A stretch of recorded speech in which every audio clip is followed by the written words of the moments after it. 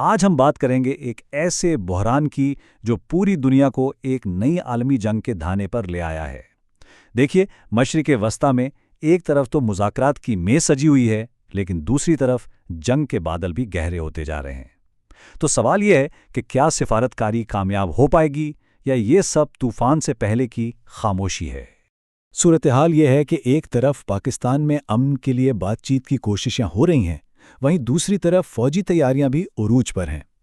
تو اصل سوال یہ پیدا ہوتا ہے کہ کیا یہ مذاکرات واقعی امن کا راستہ ہیں یا پھر یہ کسی بڑی فوجی کارروائی سے پہلے دنیا کی توجہ ہٹانے کی ایک چال ہے؟ اچھا، تو اس پوری پیچیدہ صورتحال کو آسانی سے سمجھنے کے لیے ہم نے اسے 5 اہم حصوں میں تقسیم کیا ہے۔ سب سے پہلے دیکھیں گے کہ اس بحران کا اب تک دنیا پر کیا اثر پڑا ہے۔ پھر بات کریں گے کہ کیا واقعی ایک زمینی حملے کا خطرہ منڈلا رہا ہے۔ اس کے بعد ایران کے پاس جوابی کارروائی کے لیے کیا کیا آپشنز ہیں۔ پھر دیکھیں گے کہ دنیا کے بڑے ممالک اس بساط پر کہاں کھڑے ہیں، اور آخر میں سب سے بڑا سوال، کیا ہم ایک نئی عالمی جنگ میں داخل ہو چکے ہیں؟ تو چلیے سب سے پہلے دیکھتے ہیں کہ اس آگ کی تپش پوری دنیا تک کیسے پہنچ رہی ہے، کیونکہ یہ صرف ایک علاقائی تنازع بالکل نہیں رہا، اس کی لہریں عالمی معیشت کے ہر کونے میں محسوس کی جا رہی ہیں۔ ہم دیکھ رہے ہیں کہ دونوں طرف سے اہم اقتصادی ٹھکانوں پر جیسے کو تیسا والی کارروائیاں ہو رہی ہیں۔ مطلب جب ایران کی سٹیل انڈسٹری کو نشانہ بنایا گیا تو ایران نے بھی فوراً بحرین اور یو اے ای میں ویسے ہی صنعتی پلانٹس پر حملہ کر کے اپنا حساب برابر کر دیا۔ لیکن اس پوری صورتحال کا جو سب سے تشویشناک پہلو ہے نا، وہ ہے یہ ایک ہنسا۔ روزانہ 1 کروڑ بیرل تیل عالمی مارکیٹ سے غائب ہو چکا ہے۔ اور اس بحران کی سنگینی کا اندازہ آپ اس بات سے لگائیں کہ یہ 1973 کے مشہور تیل بحران سے بھی 2 گنا بڑا ہے۔ اس وقت آبنائے ہرموز میں تقریباً 2000 تیل کے ٹینکر بالکل بے یار و مددگار کھڑے ہیں، جو اس بات کا ثبوت ہے کہ عالمی تجارت تقریباً رک سی گئی ہے۔ اور یہ کہانی صرف تیل کی نہیں ہے۔ ہمارے فون اور کمپیوٹرز میں استعمال ہونے والی سیمی کنڈکٹر سے لے کر کھیتوں میں فصلیں اگانے والی کھاد اور یہاں تک کہ روزمرہ استعمال کی چائے تک، سب کچھ بندرگاہوں پر رکا ہوا ہے۔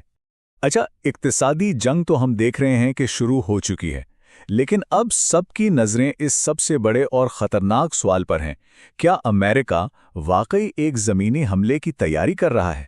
اگر ہم ان اشاروں کو ایک ساتھ ملا کر دیکھیں تو تصویر کچھ یوں بنتی ہے۔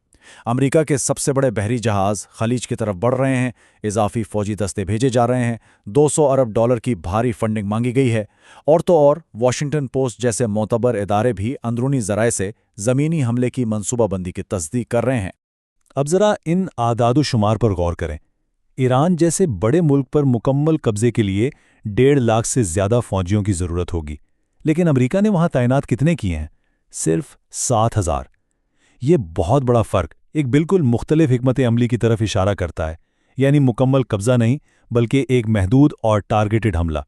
تو منصوبہ تہران پر جھنڈا لہرانے کا نہیں بلکہ خارق جیسے چھوٹے مگر انتہائی اہم جزیروں پر قبضہ کرنے کا ہو سکتا ہے۔ یہ وہ جزیرے ہیں جہاں ایران کا 90% تیل صاف ہوتا ہے۔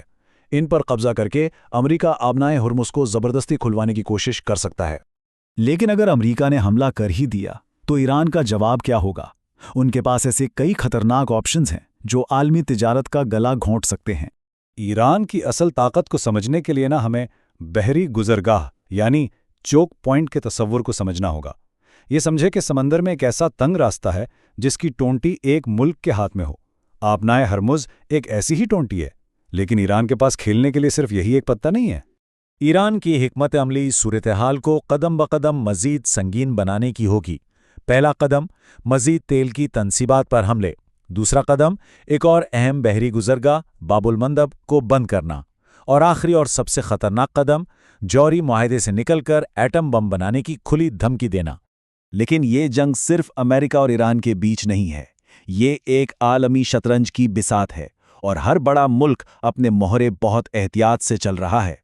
تو آئیے دیکھتے ہیں کہ کون کس کے ساتھ کھڑا ہے۔ ڈونلڈ ٹرمپ کا یہ بیان سعودی عرب کے ساتھ گہرے اتحاد کا واضح ثبوت ہے۔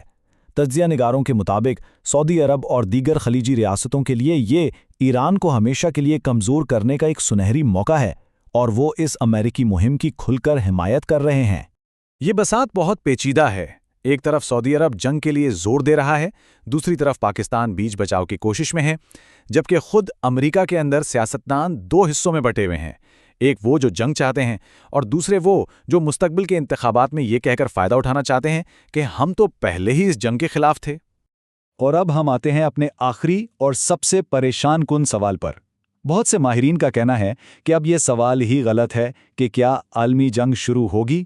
ان کے مطابق عملی طور پر یہ جنگ پہلے ہی شروع ہو چکی ہے۔ ذرا اس موازنے کو دیکھیے۔